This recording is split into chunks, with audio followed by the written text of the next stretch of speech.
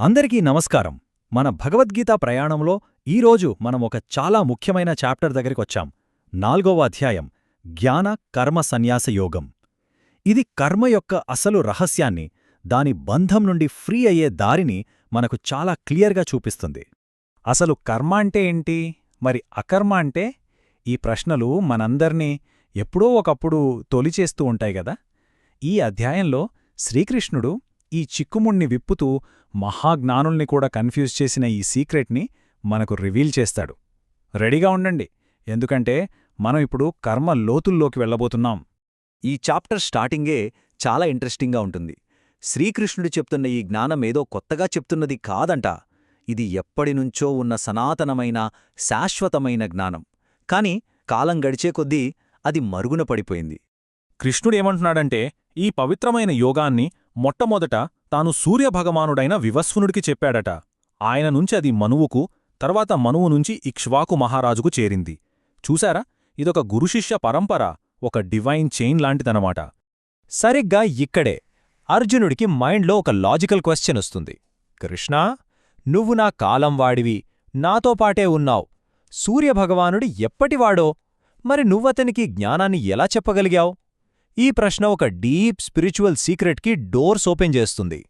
సరే, అర్జునుడి డౌట్కి ఆన్సర్గా శ్రీకృష్ణుడు తన అసలు స్వరూపాన్ని, ఈ భూమి మీద తన ఎగ్జిస్టెన్స్ యొక్క పర్పస్ని వివరిస్తాడు. అర్జునా, నీకూ నాకూ ఎన్నో జన్మలు గడిచాయి. నీకు అవి గుర్తులేవు, కాని నాకన్ని గుర్తున్నాయి అని కృష్ణుడు చెప్తాడు. అంటే ఇక్కడ పాయింట్ ఏంటంటే, తను మనలాగా మామూలు మనిషిని కాదని, పుట్టుక మరణంలాంటి వాటికి అతీతుడని చెప్తున్నాడు. తన దివ్యశక్తితో, తన మాయతోనే ఈ భూమిపైకి వస్తానని వివరిస్తున్నాడు. ఇంతకీ ఎందుకు అవతరిస్తాడు? ఈ క్వశ్చన్కి ఆన్సర్గానే భగవద్గీతలో one of the most famous శ్లోకం యదా యదా హి ధర్మస్య చెప్తాడు. లోకంలో ఎప్పుడైతే ధర్మానికి దెబ్బ తగిలి అధర్మం పెరిగిపోతుందో, అప్పుడు మంచివాళ్లను రక్షించడానికి, చెడ్డవాళ్లను శిక్షించడానికి, మళ్లీ ధర్మాన్ని నిలబెట్టడానికి ప్రతి యుగంలోనూ తానే స్వయంగా వస్తానని చాలా క్లియర్గా చెప్తున్నాడు. సో ఇక్కడ మనం క్యాచ్ చేయాల్సిన మెయిన్ పాయింట్ ఏంటంటే, కృష్ణుడి డివైన్ బర్త్, ఆయన పనుల వెనకున్న నిజాన్ని అర్థం చేసుకోవడం అనేది జస్ట్ ఒక ఫిలాసఫీ కాదు.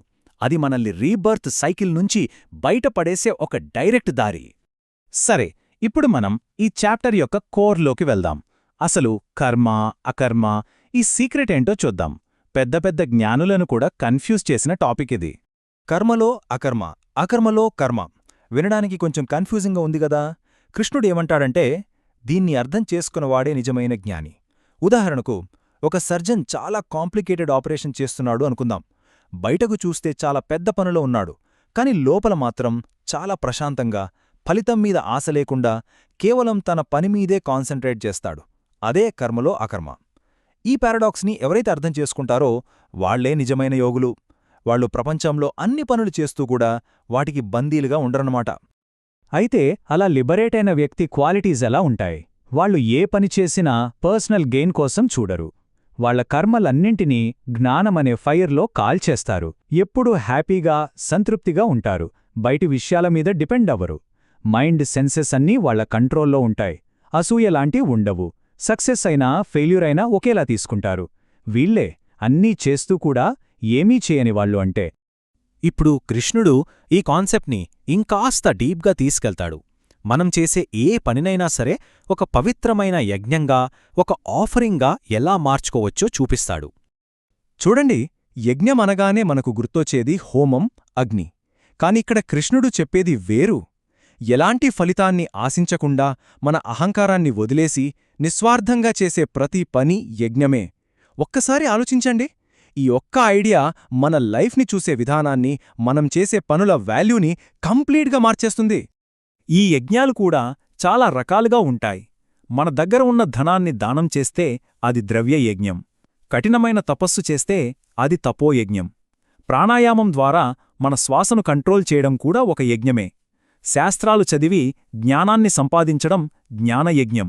చివరికి మన కోరికల్ని, ఇంద్రియాల్ని కంట్రోల్ చేసుకోవడం కూడా ఒక పవిత్రమైన యజ్ఞమే. దారి ఏదైనా గమ్యం మాత్రం ఒక్కటే, సెల్ఫ్ ప్యూరిఫికేషన్.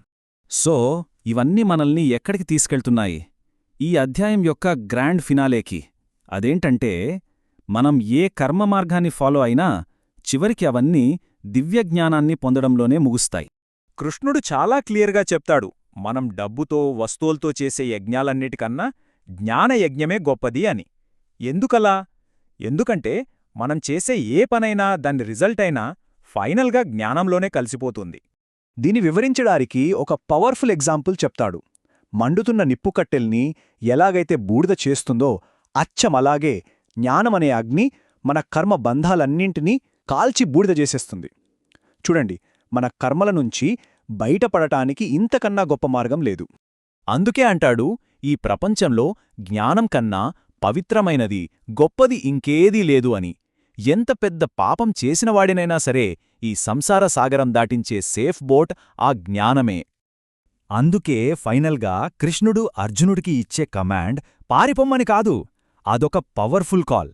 జ్ఞానమనే కత్తితో నీ గుండెల్లో పుట్టిన సందేహాలన్నిటినీ నరికేయ్. లేచి నిలబడు, నీ డ్యూటీ నువ్వు చెయ్యి. ఈ ప్రాచీన జ్ఞానం మన మోడర్న్ లైఫ్స్కి కొన్ని పవర్ఫుల్ క్వశ్చన్స్నిస్తుంది. మన లైఫ్లో మనల్ని ఆపేస్తున్న ఏ డౌట్స్ని, భయాలని మన జ్ఞానమనే కత్తితో నరికేయగలం? ఏ ఫలితాన్ని ఆశించకుండా ఒక పవిత్రమైన యజ్ఞంగా మనం ఈరోజు ఏ పని చేయగలం? దీని గురించి ఒక్కసారి ఆలోచిద్దాం.